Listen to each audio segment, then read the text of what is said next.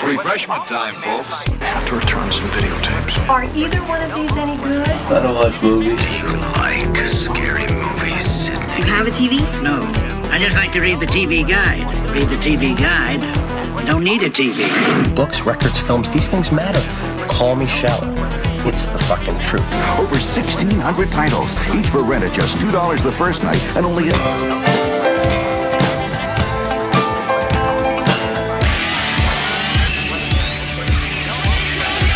Finish it. I don't watch TV.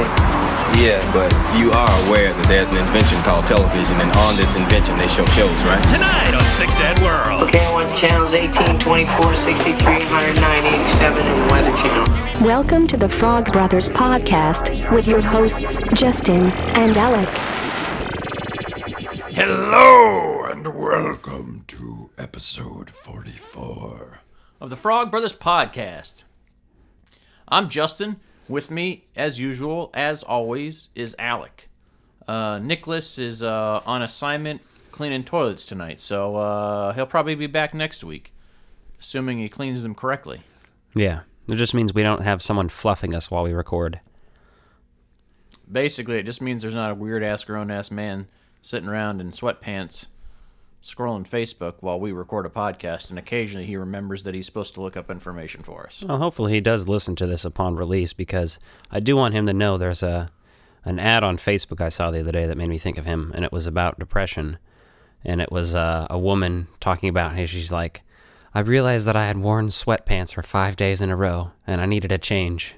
And I immediately thought of Nick, even though I'm probably way more of a depressed person than him, but hey. It was funny. Yeah, you gotta appreciate some good old-fashioned humor there. Happy, sad, that's all weird. So, what's going on in the news this week? Ooh, the news, man. It was a good week. My Hasbro Plasma Series Ghostbusters Ecto-1 arrived. Yeah, it did. We got some badass photos of that up. The photos are okay. I mean, the quality's good, but I was just showing off the fucking insane detail that Hasbro threw into that thing. And it's officially licensed by Cadillac as well, so there's details on that thing I did not expect to see on a fucking toy car.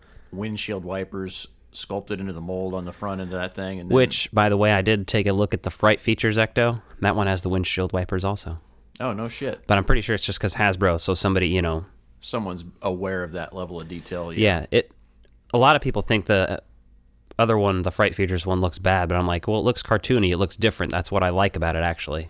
Because it's not the same old thing. It's stylized. I like it because kids are getting not just a re-release of the Kenner Ecto 1. You know what I mean? And we can all get a little bit of for collectors, we can get a little bit something different.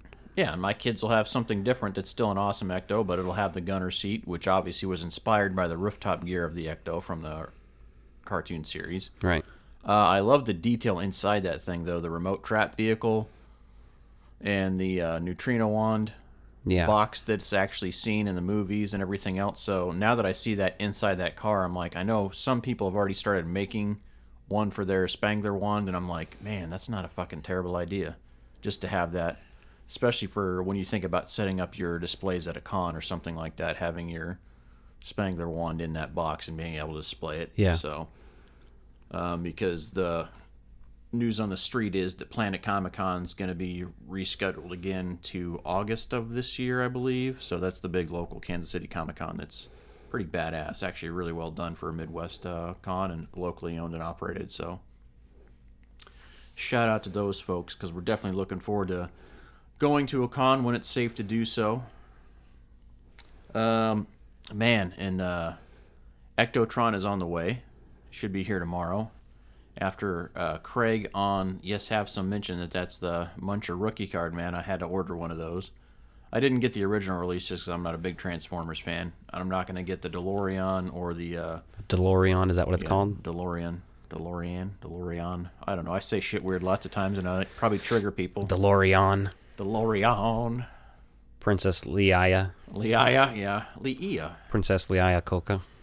Yeah. One way to really piss people off quickly, though, is say, like, you don't say Italian. You say Italian. Oh, yeah, I want to have some Italian for dinner. Oh, man, that'll fucking That's like trigger. a racist way to say it, though. That's why. Yeah, but it's also just because you don't call it Italy. You call it That's Italy. like saying Arabs.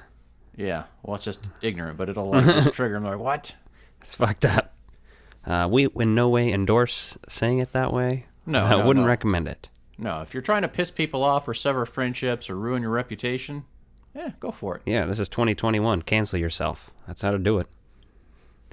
That's pretty interesting. So we'll do an unboxing video of that as well. Alec and I threw together a video of the Plasma Series Ecto being opened up.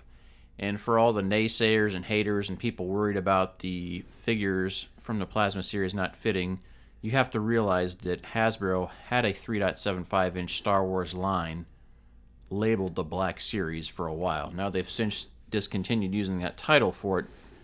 It doesn't make it unheard of that we'll actually see figures for that. Based on some of the details in that Ecto, I'm like, why would you go through the trouble of putting those details in there if you're not going to have anything to go with it? Yeah, we'll see what happens. I'm not that worried about it, to be honest. Regardless, I still like the Ecto and plan to get it. Yeah, it's just nice to look at, man. Like when I got it out again to take some photos of it, I was like, oh man. And that's getting that piece alone was like, all right, because I've had the Mattel figures, I've had the Plasma Series, like, they each have their pros and cons to them, right? I mean, they're very similar lines, so not that I dislike either of them. I obviously have quite a bit of the Mattel line, but I really want to display that Ecto. Like, that Ecto is like, damn, I really need to get something together and get some shelves up for it. So yeah, I'll be looking around for that, maybe with some tax money, or if we get this other stimulus, I might get a decent display case to put up. I got a nice spot for it by my computer desk.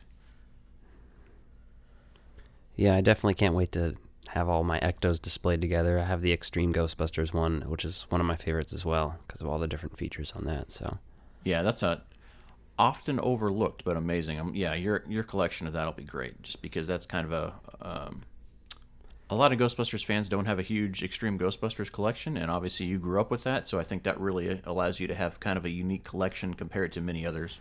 Yeah, like some of the harder to find items are the role-playing items for that, the pack and the trap, and obviously there's a few prototype Garretts laying around, and then from other countries there's the copter and bicycle thing or whatever, the motorbike or whatever. Those are a little harder to find, but other than that, it's the Ecto, the pack, and the trap that are sought after, and I already have the pack and the Ecto, so pretty content with those. I like them a lot.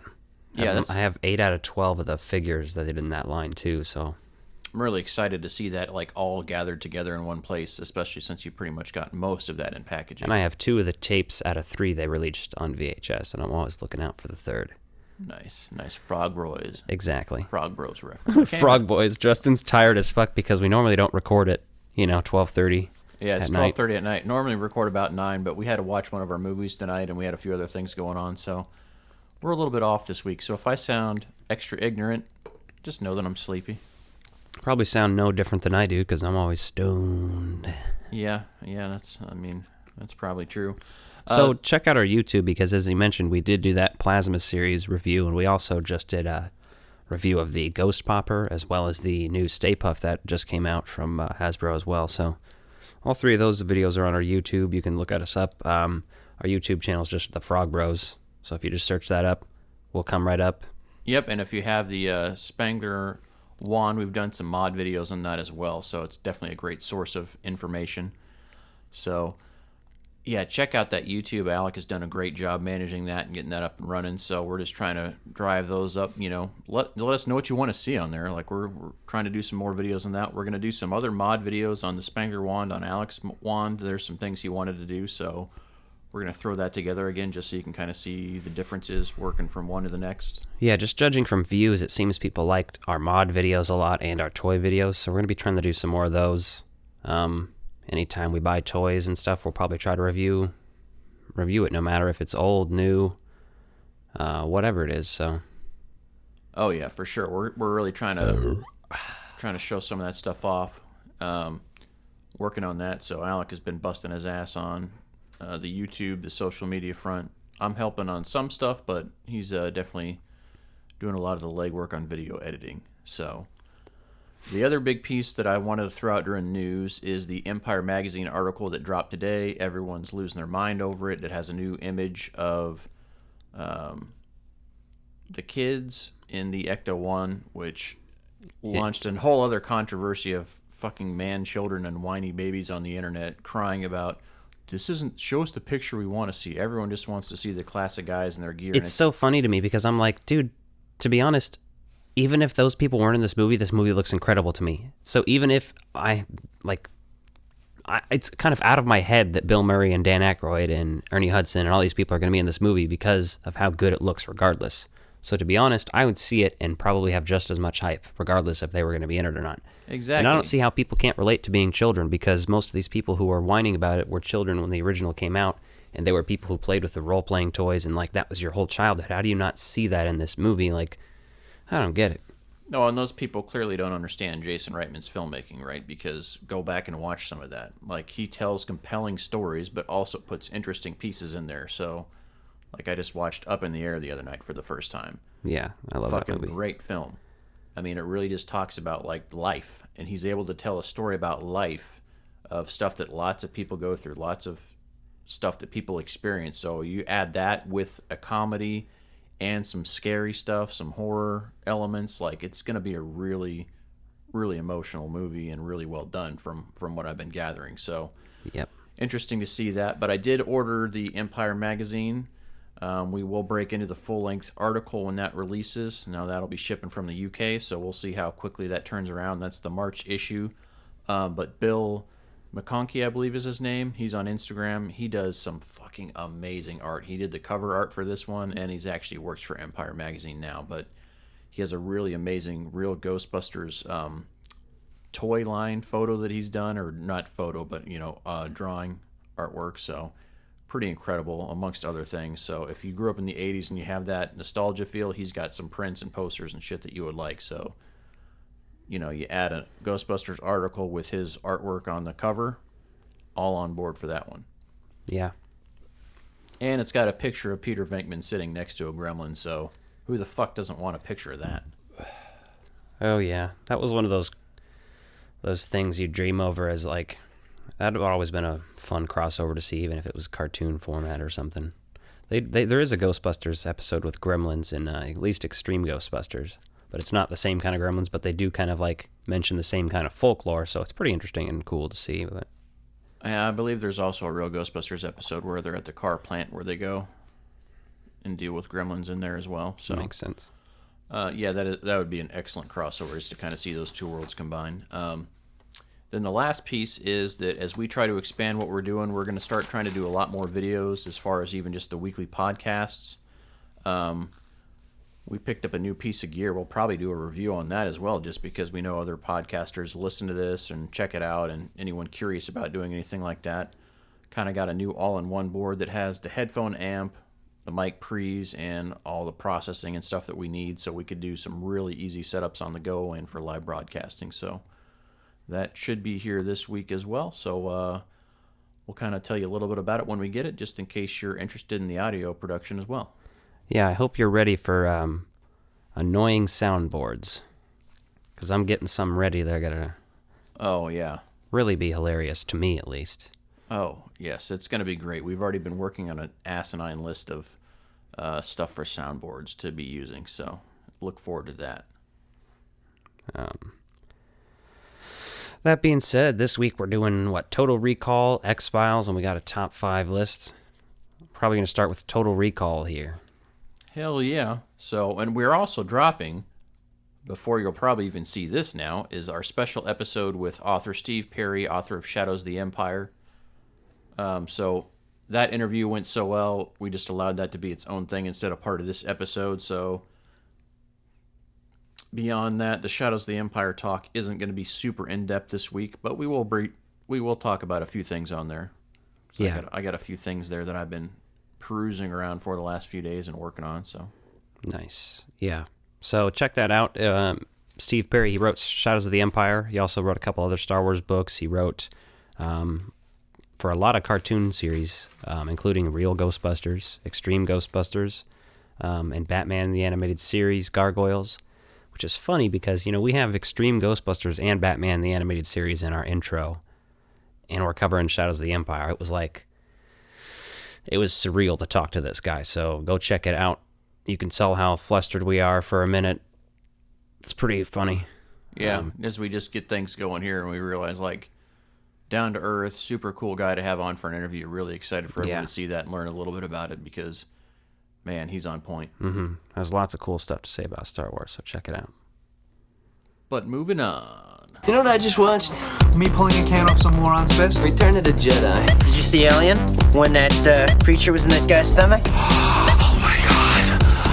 Oh my god! You ever seen that really old movie? Empire Strikes Back? Jesus, Tony. Welcome to Retro Release Review.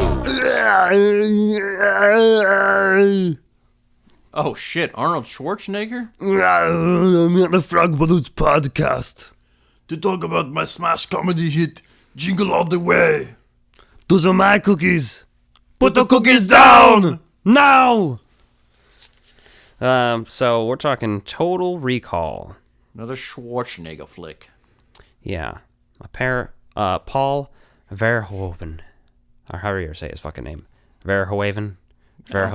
You're talking to the wrong guy for that. Yeah, that's true. But I would say it's spelled Verhoeven. So I would say Paul Verhoeven. That's probably pretty accurate. He directed RoboCop and Starship Troopers, as well as Total Recall. A couple other random things, but those are notable for this podcast. It's going to be pretty dope. He also got some Sharon Stone and some Rachel Ticotin, Michael Ironside in this movie, along classic Arnold Schwarzenegger.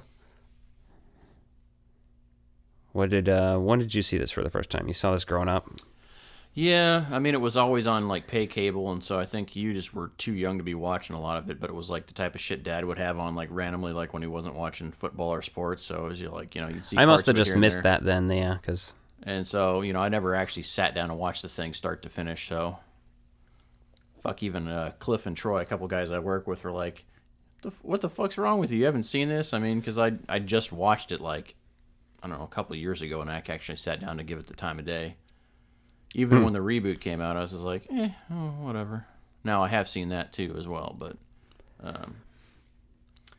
No, this is a fun movie, man. It's, definitely that 90s fucking sci-fi vibe. And there's so many things it does well, and it's so fucking campy at the same time. That's what works about this movie. This movie sits somewhere between Fifth Element and Blade Runner in terms of that, Yes, as far as, the... almost parroting sci-fi and certain elements of it, but not quite. But you can tell that's the same director as Starship Troopers for sure, almost more than RoboCop with that vibe, because it's kind of just not completely serious sci-fi. Yeah, and that's enjoyable, right? Because you take away some of the element of do we have to be super emotionally invested in this, right? Because some sci-fi does that well, and then some sci-fi is action adventure or shit, so... Yeah, this is the thing about this kind of a movie. It's an Arnold movie, and it's... So, by that very nature, it's just kind of a little bit silly, but it's great because of that. It's good entertainment. Even if it was a bad movie, it'd still be, a fun watch because of Arnold doing action-y shit in it, Yeah, well, I mean, Arnold is... he's one of those action heroes, almost like The Rock, where you're just it doesn't make sense why, but, the mass appeal of just... the mass appeal of that just becomes its own level of pop culture that's not easily achieved because it doesn't make sense, but it works so well every time. And the results vary, but you can still watch it even if it's fucking ridiculous. I was at Vintage Stock last night. I picked up a couple Godzilla films, but I also saw a DVD that I almost bought, which I think I'm going to go back and buy sometime because it was $4.99, and I've never seen it all the way through, but I've seen clips of it. But have you seen the documentary Pumping Iron? Stars Arnold? No, I have not, but that's the one where he's smoking pot in it, right? I think we should get that and review it. Yeah. Fuck yeah, we should. Hell yeah, we should do that for sure. That'd be dope as hell, I think. Anyway, Total Recall takes place in 2084. It was written by Philip K. Dick, who wrote Well, the book of this is called We Can Remember It For You Wholesale, and I believe it's a short story, actually. I'm not 100% sure on that because I haven't read it, but he's the same guy who wrote the novelization the goddamn original novel that Blade Runner is based on, called Do Androids Dream of Electric Sheep? Yeah, he's clearly he uses interesting titles that you just have to dumb down for mass consumption. Yeah, like Minority Report's another that's based off of his stuff, and Scanner Darkly. He does some interesting stuff, so... He's definitely an author. When we get to our Compare and Contrast series, that we'll definitely talk about some of his works and compare the movie result to the book result, and just kind of see what works well in the movie that wasn't in the book, and what you really missed from the book that didn't hit the movie. Yeah, people are really torn on Minority Report and stuff. It's interesting. I haven't seen it since I was a kid, and I also haven't seen Scanner Darkly ever. So, but I know it's that movie that's rotoscoped or something, so it's really interesting looking, and it has a bunch of interesting people like Keanu Reeves in it. So that's one we should probably start with a reading and viewing to compare, because we have there's nothing preconceived on it. We know nothing about it, because I haven't seen that yet either. Interesting. So that's probably be the debut of Compare and Contrast, and we might fuck with the title on that, but I just like how fucking that makes you think of a Venn diagram and shit, like being in grade school, and we're going to compare the book to the movie.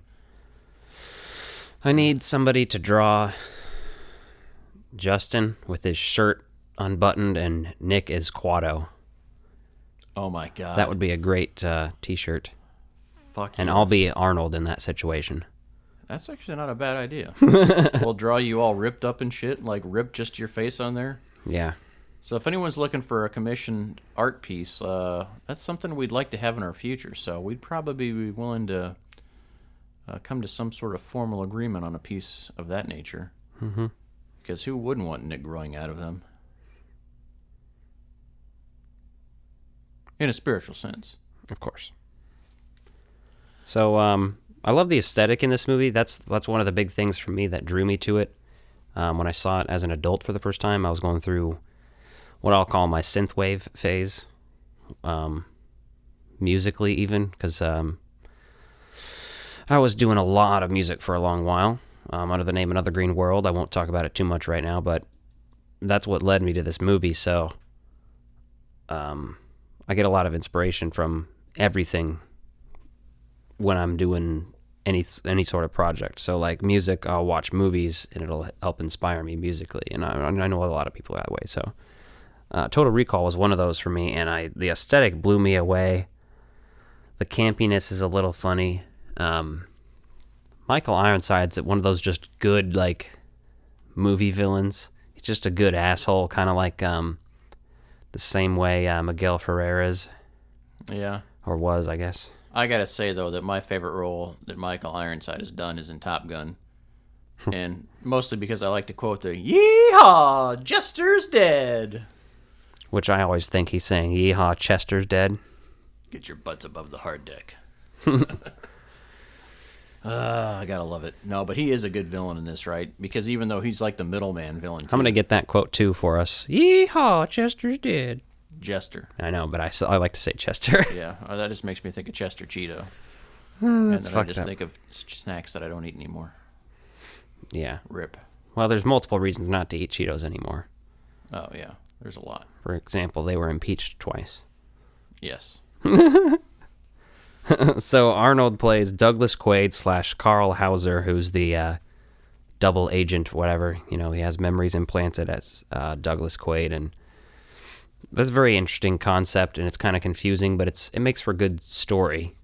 Well, it works out very well, and if you're just watching it, the first time I watched it was kind of okay, and then this time when I was watching it and taking notes on a few things and really focused in on it, it was oh, it all makes perfect sense with what's going on. Yeah. So the only thing that always makes me laugh is how he's obsessed with going to Mars, and how on Mars you can't go outside. So what's the fucking point? These people want to live indoors.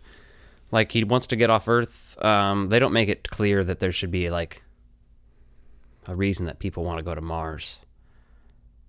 But whatever, it is whatever, because certain people live there still because of the original colonization. There's some just plot stuff that's missing because you can't fit a bunch in there and you don't need all that backstory. I get it. So yeah, which is interesting because they only made it set like 100 years in the future.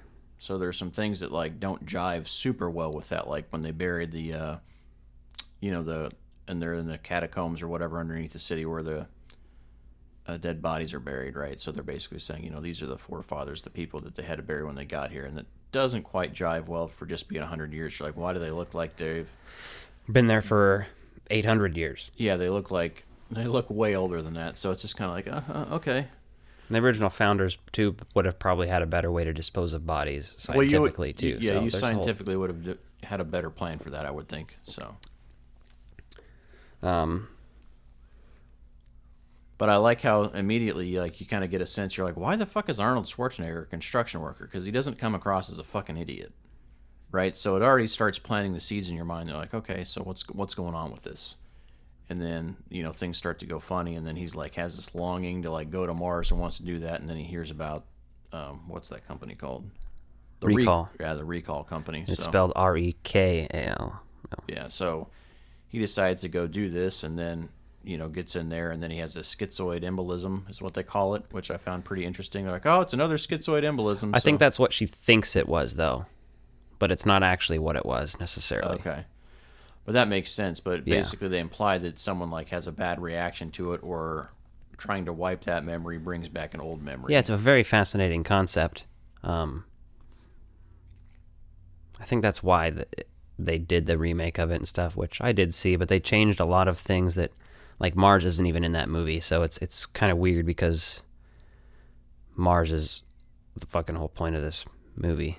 But they make kind of the same thing, but with a whole nuclear thing on that. But I don't know, this one's much better, and I think this is one of Arnold's best acted movies, and that might be a hot take, but other than Terminator, which isn't really hard for him to just act the way he looks. Basically, so those movies aren't really a whole hard acting job, but like when you see Arnold in action movies and like Predator, you can talk about Commando, you could talk about this, you could talk about Jingle All the Way, but like I think he does a good job in this because like you were saying, he comes off as really intelligent and like interesting and completely different than his other characters in other movies. It's like I don't know, I think he's a little underrated in his acting abilities. I think after 10 years of doing it, he actually had some chops in him. Well, yeah, and once you get past his accent, right? Because clearly, like his accent's still there. That's just who he is.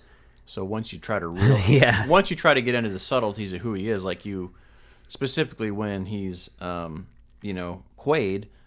When he's Quaid, he's this rebellion freedom fighter here trying to do what's right, and so like he's got a certain persona to him. But even just the clips they have of him, where he's just like this cold-hearted asshole. Working for the other team, like when they show him as his other persona, like there's a lot of stuff in there that you're like, yeah, that's probably harder to pull off than you would just think, like repeating some dialogue in a different space. So I definitely appreciated that about his performance in there. I don't have too much more to say about this one. I really like it though. Its rewatchability is pretty high for me. I watch this pretty frequently, not like multiple times in a year, but I probably watch it at least once a year. Definitely wanted to cover it when we were talking about doing sci-fi this month. So one of the things I needed to talk about on this movie, just because I took some notes on it and it really fucking just made me giggle and kind of pissed me off at the same time. It was like angrily humorous, if that makes sense to anybody. You ever been angry and humored at the same time? Is the fucking Pepsi product placement in this movie. Right? This movie is not super far removed in release date from Back to the Future 2. Yet in Back to the Future 2, Pepsi has cool product placement for the new Pepsi in the future, right? They've even made replicas of it because it's awesome. Yet in Total Recall, Pepsi's product placement is using like 1980s vintage Pepsi logos, which I've kind of reverted back to more recently, or even done the throwback releases of that. And then I made a joke last night, and Alec was like, what the fuck? When I said, oh, they're drinking 100-year-old Pepsi. Because at some point in time, there's like a glass-fronted refrigerator with a bunch of Pepsi cans, and like it's got the vintage Pepsi in it. Late 80s, early 90s Pepsi cans. And so you're like, okay, that's the old diet Pepsi can. That's the regular Pepsi can. Like, what the fuck? You're like, so is it just nonsense or whatnot? But that kind of fucking pissed me off. I'm like, how lazy could you be for that? Like, right? And then their Jack in the Box logo was just like a neon sign that, like, and I don't really remember. I mean, I know in the late 80s, early 90s, Jack in the Box had some like huge controversy over like foodborne illness and like other shit. So like it was like, ooh, that's kind of a questionable choice to say that they survived to the future. But I mean, here they are. Yeah, they're still here. The Last Resort bar, I will say that my friend Cliff was calling out. He's like, you haven't seen the movie with the girls with 3 titties? And I was like, no. And like, apparently for a lot of people, that was like fucking mind-blowing thing for them to see growing up. But not having seen that as a young person, I was like, whatever. No, it's fucking hilarious and still mind-blowing to me because it's legendary. Yes, even though it doesn't wiggle like the other two. No. It's clearly fake, but there's like so much going on in that. And then like even when she dies, like they're like, oh yeah, you know, she shows them off again and like turns around and immediately gets shot in the back, and you're just like, what a waste. Yeah, I mean, yeah, you kind of feel bad for her. You're like, what the fuck? Yeah, couldn't you have killed one of the other characters? And so like my thing is, because this movie is all about genetic deformation based on like people being on Mars not having access to clean air and things. Yeah. Does that explain the third tit? So. That's not as monstrous as most of the people's faces that look like. That's why she's taking advantage of it. She's like, you got 3 tits, you may as well be a hooker on Mars. Yeah, I guess so. The other thing for me, though, like, having not seen this or remembered it in detail, like, anytime I think of, like, weird, fucked up shit going on Mars, I think Doom, because the game Doom is basically, like, the portal to hell opens through Mars or whatever, so you're just kind of like, ooh, when are we going to see the monsters? And then it doesn't happen, so I was a little disappointed in that. I gotta tell you, though, it's a better Doom movie than the Doom movie. Well, the Doom movie has, like, some interesting shit in it, I'll be honest. As a kid, I was, like, 14, 13 when it came out, maybe. And it has, like, one sequence in it that's really good. Obviously, everybody talks about the POV sequence. Yeah. But, yeah. Yeah, one thing there. And then, just to kind of wrap up the Total Recall stuff, there's so many things in this that like feel so silly and spoofy, right? And when we say it teeters on the line of serious to not serious, like the whole concept of shutting the air off just felt like fucking Spaceballs. Oh, yeah. And so it's like really hard to take that serious, like when you've seen that done so well in a comedic fashion before. They're like, okay, I mean, it makes sense what's going on with that, but then you also get to the alien tech that's a little more interesting. So lots of interesting things on there. And then my last thing I'll say about this movie is the fucking ending. Like when they activate this alien machine that's been there for 500,000 years, all of a sudden, like, the fucking volcano explodes and Mars immediately has an atmosphere, and like all this frozen water comes out and there's clouds like in a matter of minutes. Like Arnold's literally laying there like fucking... Somebody get me the Ghostbusters. Yeah, asphyxiating basically as he lays there, and then it's like, oh, all of a sudden there's air and everyone's like, oh, cool, we're good. Including all the windows that were broken out. And the other thing they don't explain is like, how much pressure would you need to have pressurized in those buildings? Like when they shoot out the glass, wouldn't that have killed everyone around there where that glass broke and all the oxygen escaped? There's some inconsistencies in there that when you want to get into too much detail with any sci-fi movie, it'll piss you off. But those, like the really big glaring ones, are just like take you out of the moment for me anyway. I mean, how was that little machine gonna replace his memories and make him think he had a vacation too? I don't know. The brain works in mysterious ways. So does glass. Well, fuck you. And you can sleep on the driveway. Oh, I don't think I won't. Oh, I know you will. You'll probably sleep in your car. Son of a bitch, I know the way. What way? I know where your car is parked. So we're talking top 5 fictional bands or artists. Top 5. Top 5. Top 5. Top 5. Top 5. Top 5. Top 5. Top 5. Top 5. Top 5. This is top 5. Now this fucking list was tough. Like we toyed around with this idea before, but we really needed to bring the top 5 back in, make sure we had a good one this week. So now, fictional bands. It could be from TV, movies, any kind of entertainment source, really. And the list was fucking wild. I have 10 on my honorable mentions. Yeah, these will be drastically different, but they should all be entertaining, and you'll probably be, or have been, entertained by all these bands listed. Yeah, you're going to be surprised about what's not on my list, I think. Just because. Yeah, I'm sure there's a few on there that are on my list. You're like, well, shouldn't that be Alec's list too? But no, Alec has a lot of, and I haven't even seen it yet, but I just know that Alec has a lot of TV stuff on there he mentioned, so. Yeah, I couldn't help but just pick what I picked. There's just no way. So let's fucking jump right into it. So. Your number 5. My number 5 is Spinal Tap from the movie This Is Spinal Tap, released in 1984. Mm-hmm. Now, clearly not the best movie released in 1984, but a noteworthy one nonetheless. That movie's so fucking ridiculous and amazing. That's what's not to like about Spinal Tap. And then the fucking bassist getting replaced all the time. Like, as a bassist, like, I'm like, fuck you, but, you know. You mean the drummer? The bassist doesn't get replaced. Oh, he doesn't? The bassist is the guy with the huge fucking mustache that puts the cucumber in his pants. Oh, yeah. Fuck, it's been a minute since I've watched that. But that is a good one. And when I watched that, to be honest with you, I lived in Arizona, and there was a lot of Arizona partying going on. I've watched that movie so many goddamn times. It's amazing. But they did not make my list. That's fine. They're on my honorable mentions, so there you go. There's one of my honorable mentions for you. But this one goes to 11. Like, we both went to the same audio engineering school, and, like, I can't tell you how many people would fucking make that this one goes to 11 joke. It was, like, a fucking daily thing up there. So, if you hadn't seen Spinal Tap, it was basically a rite of passage just to watch it, to know what the fuck everyone was talking about. I like the bit where he's talking about the sustain on the guitar in that same scene, too. He's like, you could just, you play on this one, and then you go out and you have a bite to lunch, you come back and it'll still be going, ah!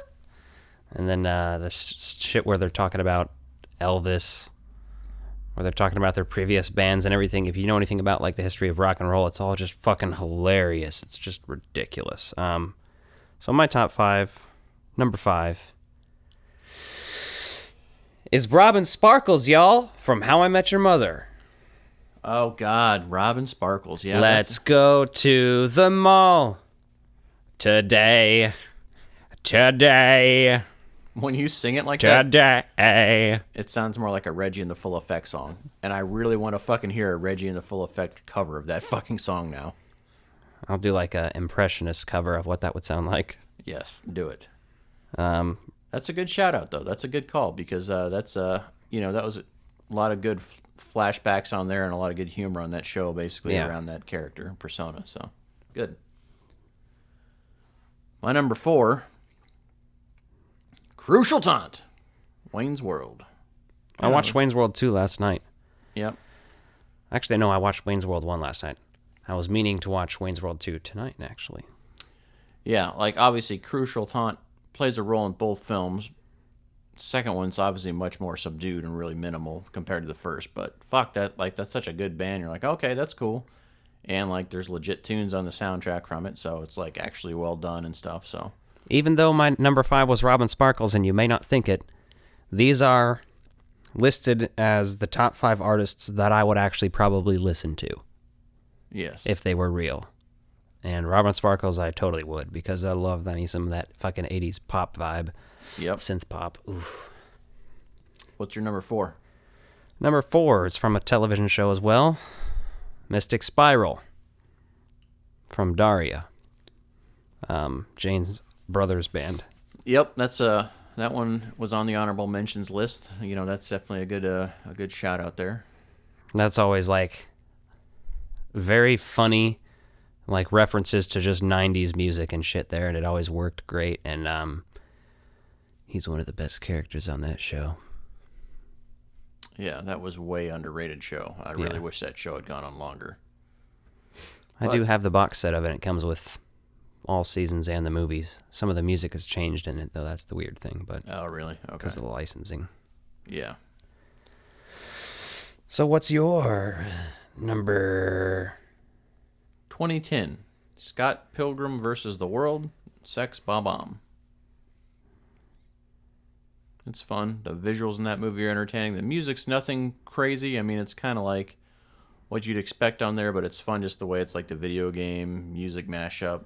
Kind of has like some sort of weird fucking Guitar Hero-ish vibes to me. Ooh, I don't get that. That would make it cringy for me. it's in a kind of a fucking weird way, right? Like, I imagine like if you were to like make a Guitar Hero fucking style movie, like that's the kind of thing you'd see.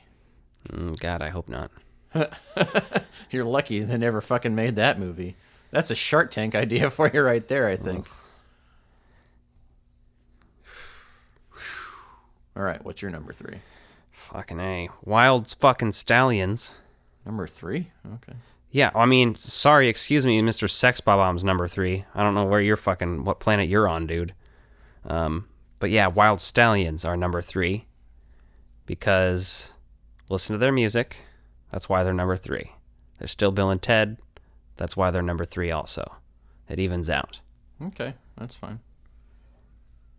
Plus, actually, the Face the Music was the best song from them, though, Wild Stallions. And that might be a hot take for anybody listening, but I don't care. That's how I feel. It's the best Wild Stallions song. Well, my number 2 is The Wonders, also known as the Oneaters, from That Thing You Do, 1996. Tom Hanks produced. Captain Geach and the Shrimp Shack Shooters. Yeah, that's a classic.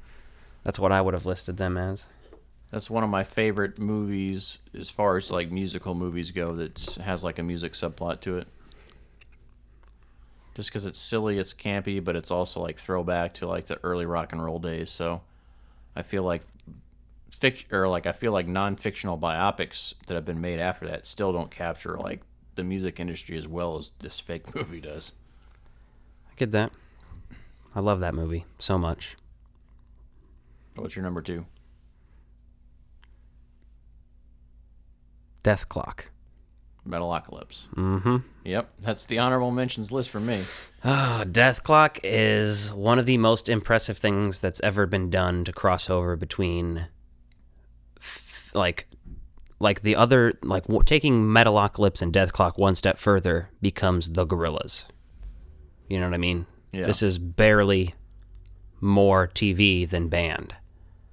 And it's done so well, like, in terms of genre and everything, that just death metal fans, like, he just makes music now. Burned Small.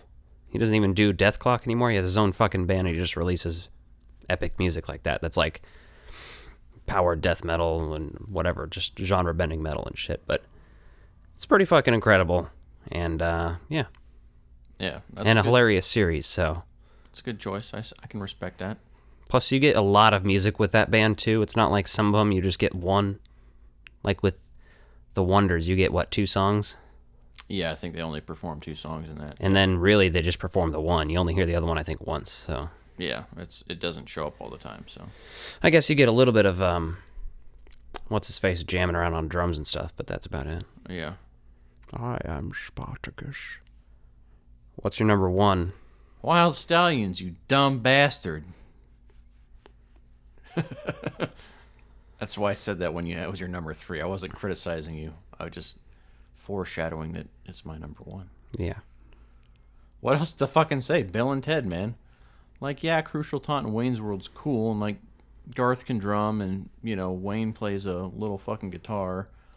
But fucking Bill and Ted, man. Like, realistically speaking, yeah, I would listen to Wild Stallions before Crucial Taunt because, to be honest, I do not like her singing voice. Yeah, I can respect that. So, no, Wild Stallions, man, it's like, it's just fun, it's silly, like, you can appreciate, like, anyone that had fucking dreams of playing music in high school, and we're both musicians as well, so, like, that, like, is a wacky, wild adventure of just silliness, and it's fucking fun. Like, it's just, there's nothing not to like about it. You can't have a better band than Wild Stallions in fiction as far as I'm concerned, but clearly you have somebody else. Fucking Sex-bob-omb, which is another fucking genius musical endeavor that if it was a full band, I would listen to all the fucking time. You get 4 songs from this band, 3 in the movie, I think. I think that's accurate. They're all written by Beck, and I'm a fucking huge Beck fan anyway. You also get that Ramona song that's written by Scott, that was written by Beck, and I kind of also keep that in that category as well. We used to cover, when I played in other Green World shows with a full band, with a drummer and a bassist, we used to play Garbage Truck by Sex-Bob-Omb. Oh, okay, that's cool. I like all of the music in there, because Metric performed as the Clash at Demon Head. Oh, yeah, that's true. Yeah. Which, if you didn't know, the Clash at Demon Head is an old NES game.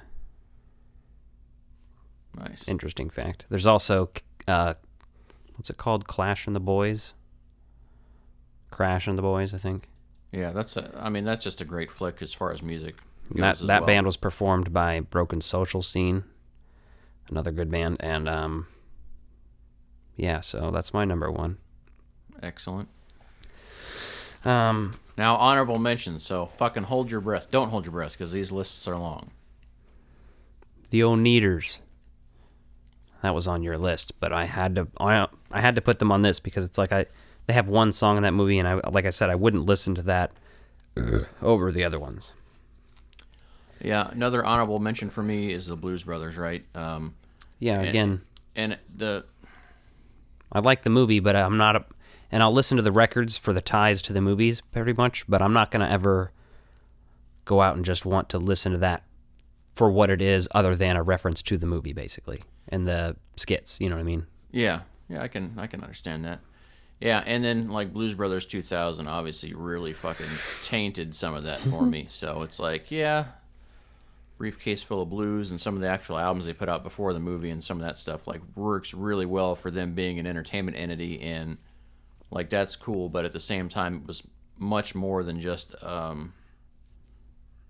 fictional band in that regards, in my opinion. So another one is Marvin Berry and the Starlighters. Fuck yeah. Again, they've only got a handful of songs in there, but it works well. The Beats from the show Doug, if you fucking remember that one, like that was one of the first ones where like, oh, the Beats, and it's cleverly spelled just like the Beatles. I-oo, killer tofu. That's the only thing I can remember by the Beats, but yeah. Menergy from Workaholics, which is like the synth pop band that they do. When you need me, I'll be there, 'cause we're best friends. Obviously you have Stillwater from Almost Famous. Like, I'm not a huge fan of their music, but as far as the story to Almost Famous goes, it works well to like carry that story. So that was an honorable mention. Jesse and the Rippers. Yes, that's a classic one. You had to at least, throw it up on the honorable mentions. Oh, yeah, for sure. The Cantina Band from Episode 4 of Star Wars. Like, that's really fucking cool shit. I don't believe they're called the Cantina Band, actually. They have another full title on there, but... I was about to say, what's the one from Return of the Jedi? At Jabba the Hutt's Palace? I almost looked that up and put it on here, but since I didn't... Is it Max Rebo Band? Yeah, it might be. Sexual Chocolate from Coming to America. I had to put that on there because that's fucking hilarious. Dewey Cox from Walk Hard, the Dewey Cox story, which is fucking basically just parodying Walk Hard. Walk hard. The Lone Rangers from Airheads. Yes, that's definitely and we've been there to a film site. They were very close to making it on my list, but the only reason, like I said, is because their actual music is kind of not something I would want to hear. So, and then last one I have written down is from South Park is Timmy and the Lords of the Underworld. Nice. Lords of the Underworld! I've also got Mouse Rat from Parks and Recs. Yeah, but that's butt rock, so I didn't write that shit down. Again, I'd have to be able to actually listen to the music. That's why it's... and we didn't have that discussion prior, because that would have limited my list. But just as far as bands that I find entertaining or silly, and then there's my voice crack if you're keeping score. That's the second time I've heard it, so... Yeah, but that's the first time I really felt it. You just felt it. You floated over the first time, and I almost pointed it out, but... Yeah, the first time was just stoned, kind of so I immediately forgot. And then Infant Sorrow from Forgetting Sarah Marshall and Get Him to the Greek. Yeah. Again, just a little too cringy for me to put down. Yeah, the music in that sucks, but those fucking movies are both hilarious. Across the mystic desert is a desert that is mystic. It's funny shit, though. Yep. So that's top 5 fictional bands. Let us know what your top 5 fictional bands are, and how much you hate us for our differences in lists than yours. Yes, there's probably lots of controversy, and there's probably a lot that we left out. Yeah, we're probably going to get, like, some random shit that we're going to be like, oh, yeah, I forgot about that, but...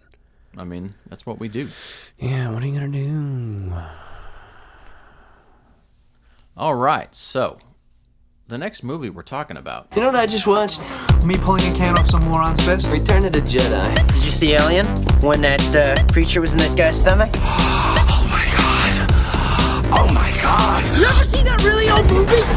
Empire Strikes Back? Jesus, Tony. Welcome to Retro Release Review. And we picked all the movies this month just based on like sci-fi to kind of coincide with the Empire or Shadows of the Empire, just to kind of have that sci-fi theme flowing through.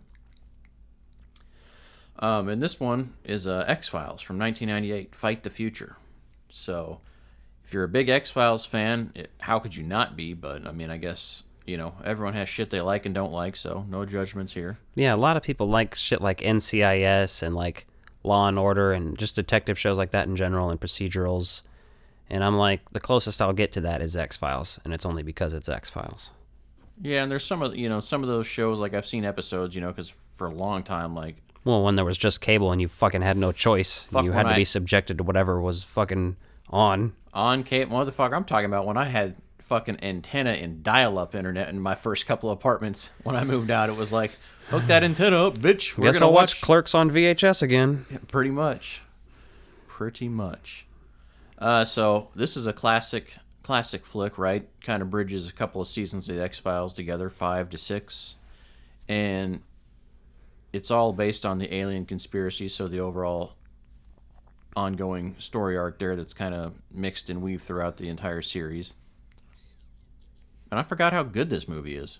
We just watched it. We just finished watching it a little bit ago. Kind of cheesy in a few spots, but really overall well done, and it doesn't feel completely out of place from the TV series. And if you watch the TV series... and you're still thinking like back and you haven't revisited, you know, since forever ago, like when Amazon Prime first put that up for digital streaming and you saw that they had it all like widescreen formatted and everything else and it looked amazing in HD, like that show aged so fucking well, like it still works. And this movie really kind of just shows you how and why that is. So yeah. Starts out 35 years BC, so you get to see some caveman and action fighting some aliens, which is kind of cool, but kind of cheesy at the same time. And that's about as bad as that movie gets, right? Like, the caveman fighting the alien thing was kind of like, whatever. But it kind of shows you the basic, you know, caveman being infected. So, yeah, it's kind of like critical plot points, but stuff that's easily forgotten, I would say. Yeah, then they go to the kid that falls into the hole. Yep. And he kind of gets infected by the alien shit too, basically. Yep. And then it sets forth the motions of the plot, and you kind of see that the building incident happening. And it's kind of already unfolding, basically. And this is kind of controversial. I mean, when you just think about an act of domestic terrorism going on. I mean, obviously we just saw that at the fucking Capitol, so it's like hit a little close to home, but it hits close to home from other reasons too. Obviously, the Oklahoma City bombing happened in 1995, and this movie was released in 1998, so it didn't seem too far-fetched, and it did seem a little bit like, whoa, you're actually putting that in there so soon, especially for the time. Which, I mean, shortly after, 3 years later, we had 9/11, so, I mean, you know, that's... another incident, yeah. And so you need to have that context in mind when you watch this, because you might immediately think 9/11 first, just some of the imagery you kind of get from that, but really Oklahoma. Right, because I think it's just more of, to be honest, it's just more famous, basically. Yes. So. And the Oklahoma City bombing clearly influenced the look and the style of the shot and the destruction of this building. So, but I do like how they show that, you know, like you open up to the movie of the X-Files being shut down, but Mulder and Scully are still working together, and so they're working in this area, and you basically find out that FEMA stuff's kind of fucking wild, which I did like the way they incorporated FEMA into the storyline, and I did like how that you find out that this building was blown up just to cover up the fact two bodies, that kid's body and a firefighter's body that were... child's body and the firefighter's body that were infected from this shit. And they were already dead there, supposedly. Yep. The guy's telling him. Yep, because the one... guy called Clofield? I don't remember his name. Yeah. Kletzfield? I don't fucking know. Something dumb. Yeah, so I mean, it's got a lot of very interesting stuff to the X-Files lore, like really wrapped up in this movie, and so it's focused on that the whole time, which works out well. Yeah, the bees thing is interesting. All the bees they had to film for live and shit. Like, I can't remember how many I read that they had, but something like 60,000 bees or something ridiculous. And oh, that's a lot of fucking bees. Don't get them near Macaulay Culkin, I'll tell you. At least not in that one movie. Nope. Dan Aykroyd will have to have a funeral for him. Exactly. Hey, that's fucked up. I just thought about it, like clearly that's a different character, but like you could cross those universes well too. Mm-hmm. My mind just goes to weird places, but we'll move back onto that another date and time, because that's not a Shark Tank idea. That's a good idea. But the cigarette smoking man in this is, popping up and kind of seeing that, and then you see, what do they call the conspiracy group? The I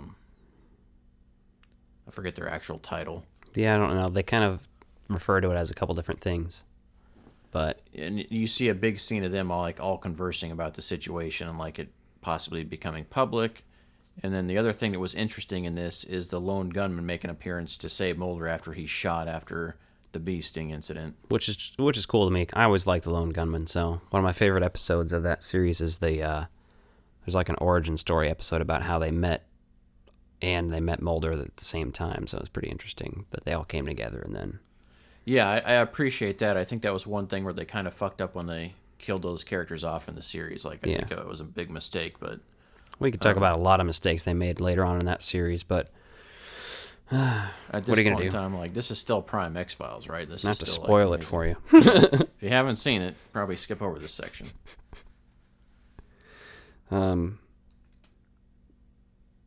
Somebody online pointed out how the scheduling of this movie makes it so like Mulder and Scully never sleep. If you're actually watching the plot of this movie, like they could not ever have time to sleep with the amount of shit that they are doing and that they're saying they're doing.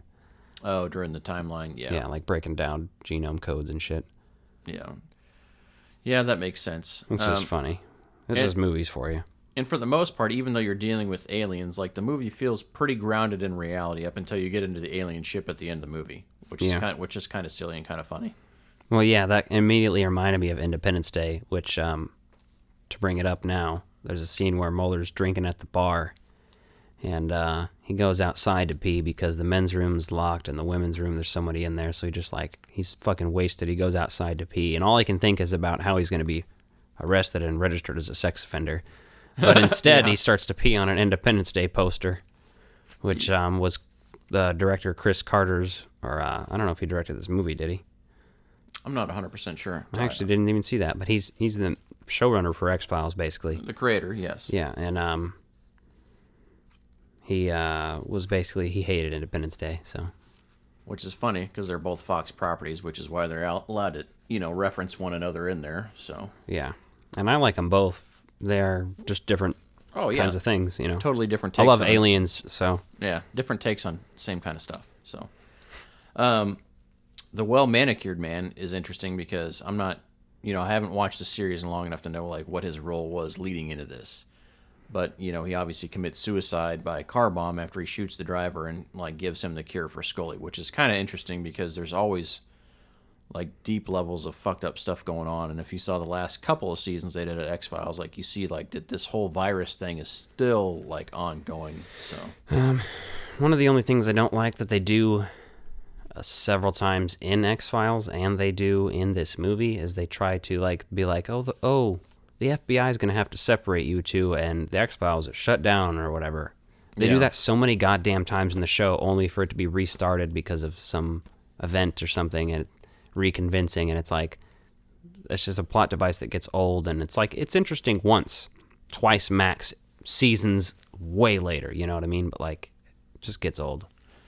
Yeah, that does kind of take it to be less fresh. Like, all they had to do was not even say that the X-Files was closed, but, like, the big point of the movie is they're just trying to say that Mulder's, like, reinvested and reinvigorated in the unknown and stuff. Like, you kind of get burnt out on that, which, obviously, the previous season was kind of leading into some of that as they finished that out. So Still pretty good, though. I mean, I really enjoy the movie. Oh, yeah. Their performances are great. The filming's great. I just also really love Gillian Anderson. And I won't get, creepy about it or anything, but she is very attractive. She's also a great actress. She's super intelligent. So please sit on my face. So the other vibes I got from this movie, a lot of like the E.T. vibes, right? Specifically like with the kids at the beginning of the movie falling in the hole, but more so like even like when they showed like the kids climbing over the fence to look and see what the hell's going on outside of their neighborhood, and obviously then you see that they cover up the park. They build a children's playground and park there to kind of cover everything up, and they figure out like this grass is brand new, like why the hell is this all here? So the cover up and conspiracy stuff on there is interesting. Like now in real life, like there's some real fucking nutty conspiracy theorists out there. And like I don't delve into that too much. Like, yeah, I believe in aliens, and there's some interesting stuff coming out of the real government now. So but we'll see what actually comes out of all those documents being released and everything. So Are you gonna go storm Area 51? No. Just like I'm not gonna go storm the fucking Capitol building either. You know why? Because I got a little more sense than that. Yeah, I remember storming the Capitol. Yeah, they can afford another one. Oh, God, that's fucked. A child. So X-Files. So as we wrap up the X-Files Fight for the Future, we'll probably talk about the other X-Files movie at some point in time.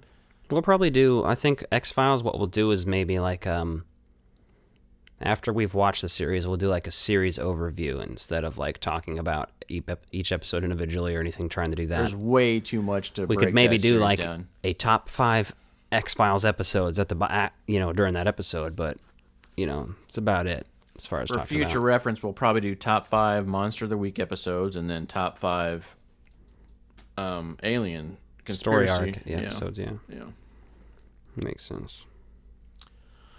But you forget, like, watching that, I really just want to dive back into the series from, like, season 1, episode 1, and go back into it, because it's so good. I've rewatched, like, the first couple seasons so many times, because they're my favorite. The first 3 are really like Twin Peaks. Stellar.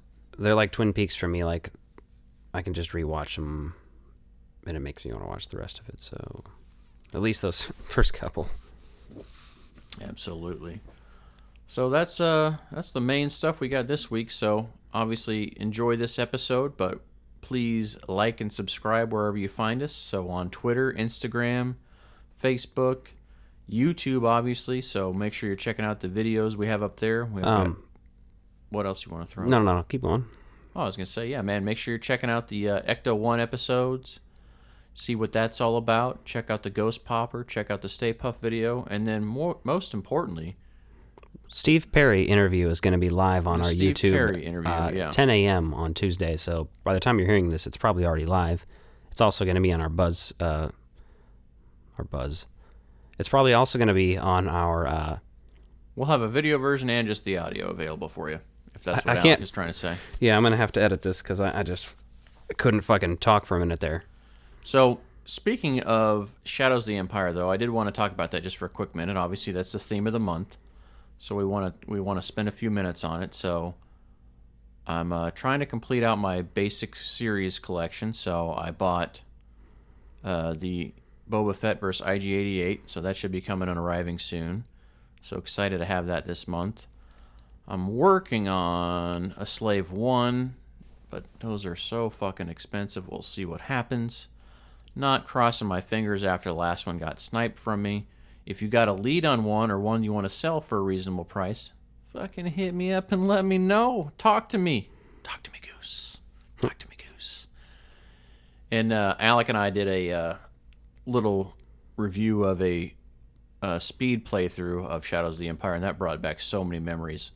Now, we were hoping to be able to do some video play of this. Don't know if that's actually going to happen this month or not, but once we are able to do that, we will be doing some live streams of that. With everything we've got, really just need a couple more pieces of tech to be able to do streaming to Twitch or YouTube or wherever else for a video game like that, but pretty much we've got everything else we need technology-wise. I think we only need one piece, to be honest, now that we have that board and everything, so... Yep. So Shadows of the Empire, has anybody been reading along or following along? And how far have you got along with the book, Alec? Not far, man. I'm trying to work and shit. I'm going to have to take that up later. You're going to need to get on it. I have my own copy. I actually saw another copy at Goodwill tonight. Surprised you didn't buy that, yeah. I honestly almost did. I had it in my hand, but I was like, what am I going to do with this? At most, I could hand it out as a prize to somebody, I guess, but... Yeah, we could give that away in a mail package, so... But I figured somebody also... It might just randomly go to somebody who doesn't give a fuck also. And That's won't true, read it, that's true. So I just figured, what the hell. But I did find Congo, the paperback, and I found Halloween 2 on VHS, and it's shrink-wrapped. So... Yeah, that's brand new. He's got the same copy... or release copy of Congo that I have, the movie version. Yeah. The movie cover, which is pretty cool. Yeah, normally I don't like the movie cover versions. I'd just prefer to have the originals, but it is what it is. It's a $2 book, and I'm good with that. I've never read it, so I'm going to read it sometime. Paperbacks, I don't give a shit, but now Jurassic Park and the Lost World, I did go get first edition hardcover books of those, which... I bought used, and only one of them said it was a first edition, and I think that was Lost World, but the Jurassic Park copy I bought was also a first edition hardback, so fuck yeah, that's what I want. There you go. I guess there was the Ray Arnold Jurassic Park figure was announced recently, and didn't they have another movie character announced? Besides the Pterodon, it was coming out in the Amber collection. I'm not sure. From Mattel, so that would be awesome, having the fucking Sam Jackson, Ray Arnold, because he's one of the fucking most underrated fucking characters in that movie. Most quoted, though. Hold on to your butts. Please! Yeah, I don't know if I'm going to be diving into those, but they are cool as fuck. We'll see. Just depends on where I'm at when those are all available and stuff, because... They're a prime example of why I understand people's fear for Ghostbusters 3 3/4 inch figure line, because... Mattel's doing the smaller figure line, and they're doing a 7-inch figure line. So, and they're not consistent across the board of what they're releasing. Mm-hmm. So, I have a lot of the 3 3/4 line of that. I have the Hammond, the Ellie, the Grant, the Malcolm, and the just lost his name. But Muldoon. Oh yeah. Yep. And then I have a bunch of the fucking dinosaurs. So see, for the small scale, I've got the San Diego Comic-Con exclusive Nedry in the Barbasol can. And then I've got the Hammond re-release with Ellie Sattler. But I love that package because it came with a Jurassic Park sign and a couple of Raptors.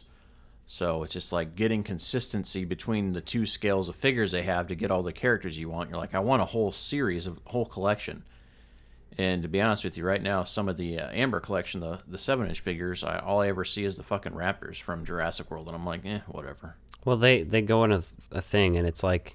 Well, they're so easy just to re-fucking paint a Raptor and fucking make 8,000 versions of it. Well, if I was collecting that series, I would want a Raptor in it, though. I would buy at least one of them. But, yeah, I don't know. Definitely looking forward to that Ray Arnold figure, though. And then they still have a long way to go for that series. I think that series is better suited being just a figure line as opposed to a dinosaur line, because you're not going to be able to... You think they're going to start doing bigger dinosaurs? Like, what's a T-Rex in that scale look like? You know what I mean? Exactly. There's too many variables in there. So if anyone's hesitant about Hasbro doing a multi-size figure line of Ghostbusters, like, I see why, because it convolutes things a little bit. Like, you need to just excel with 2 products. But you're not releasing everything consistently, right? So the T-Rex I have for the boys works perfect with the smaller figures, right? And when they outgrow that or don't want it, we'll fucking go in the case with the Jurassic Park sign. So that's what I did. I draped it over him. Yep.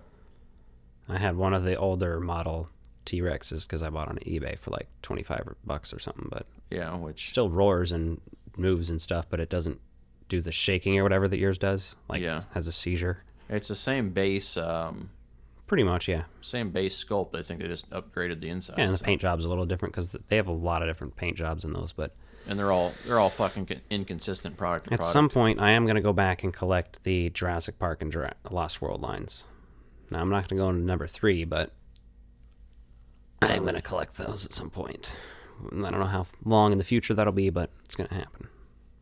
I've got a few of those, and like I just stopped because it's like I didn't want to get too crazy and wild with some of it. Like I'd rather have really amazing stuff like that's cohesive besides just mix matching stuff here. But I also need to like sit down and hunker down and like catalog and inventory shit, which anyone who's fucking collects stuff knows how tedious that can be. Like, which version of that? I need to do it just for insurance purposes at this point. Yeah. Bad. Probably. Yeah, you probably should have a basic value of what your collection's worth. So yeah. But please check out the Steve Perry interview. Like and subscribe if you haven't. A great thing that we would love for you to do for us, if you want to be kind, is tell a friend about us that might like the show. Let us know. If you got any ideas for guests you'd like to have on, and fuck, if you're pompous enough to invite yourself on, do it. I like people that have that kind of gumption in life. Yeah. We're definitely trying to expand this year and really going into a big year with Ghostbusters and everything else we like. Last thing we'll talk about is we didn't even get into WandaVision.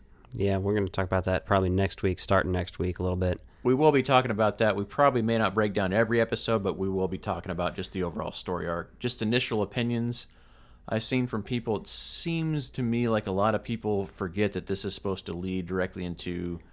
Well, it's also... You're only seeing the first part of the story of this, so it's not going to... It's like watching the first 10 minutes of a Marvel movie and then being like, well, that wasn't good. Yeah.